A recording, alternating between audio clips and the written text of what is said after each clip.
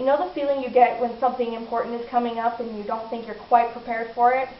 That's what it's like all the time for people with generalized anxiety disorders. Can you imagine always living in fear like that? How would you be able to function if you were constantly afraid? In my speech, I'm going to discuss what generalized anxiety disorder, GAD, is, what causes it, and just how it can affect a person. Moving right along, let's start with what GAD is. According to the Mayo Clinic, it's defined as severe ongoing anxiety that affects everyday life.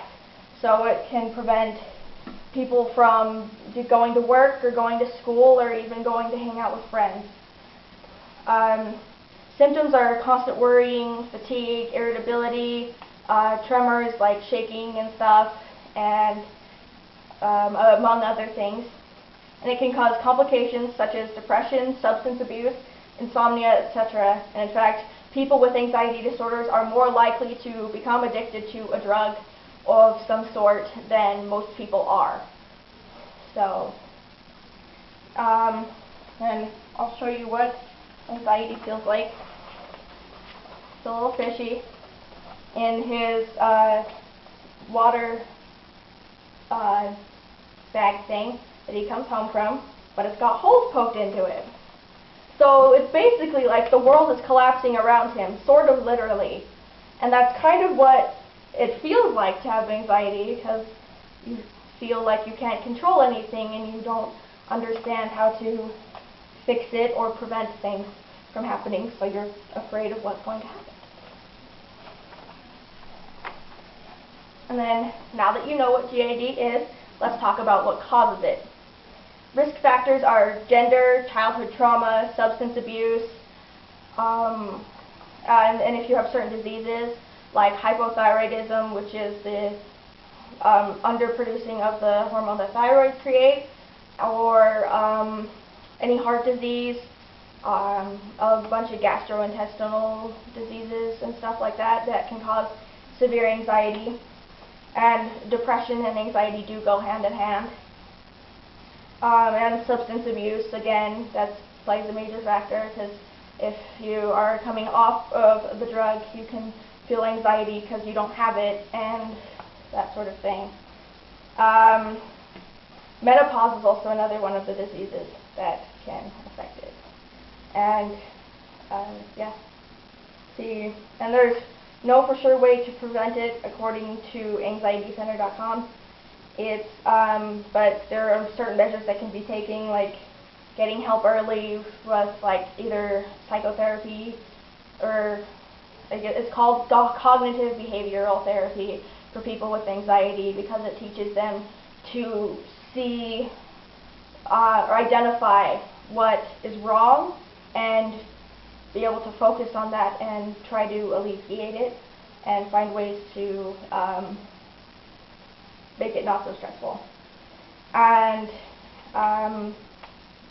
also keeping a journal can help getting your thoughts down. A lot of people do that.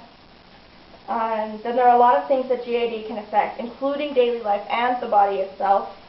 And I want to show you this picture, which shows brain activity on the different disorders.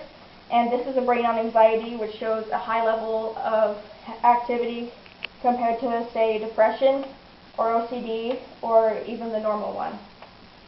And bipolar is pretty bad too, but anxiety has a lot, like, more brighter colors, which means like it's kind of like with fire, how it's like white hot, that's really, really hot. If it's lighter for a brain, it means that it is more active. And, okay, and according to PsychCentral.com, research done by the University of Wisconsin shows that there is a weak connection in the brain for emotional response between, like, the emotional part of the brain and the, I'm not sure how to pronounce it, amygdala or something. And so basically the brain never tells itself to stop panicking. So the panic button, so-called, is always pushed down. So it never goes away. Statistics from Anxiety Center again show that people with anxiety disorders are more likely to become addicted to drugs, which can damage the body, of course, and cause all sorts of problems and can even lead to more anxiety.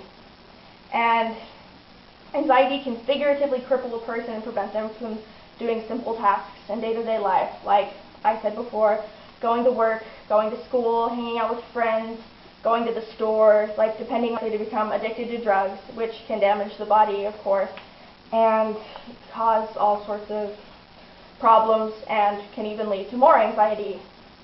And anxiety can figuratively cripple a person and prevent them from doing simple tasks in day-to-day life, like I said before, going to work, going to school, hanging out with friends, going to the store, like depending on crowds, that can affect things.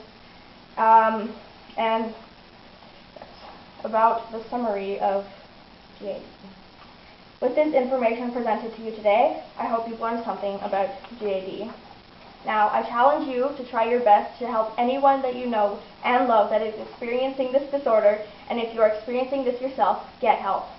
You never know the battles people are facing, and GAD is one not easily won, nor will it ever be. However, educating people on it will further benefit in the long run. Thank you.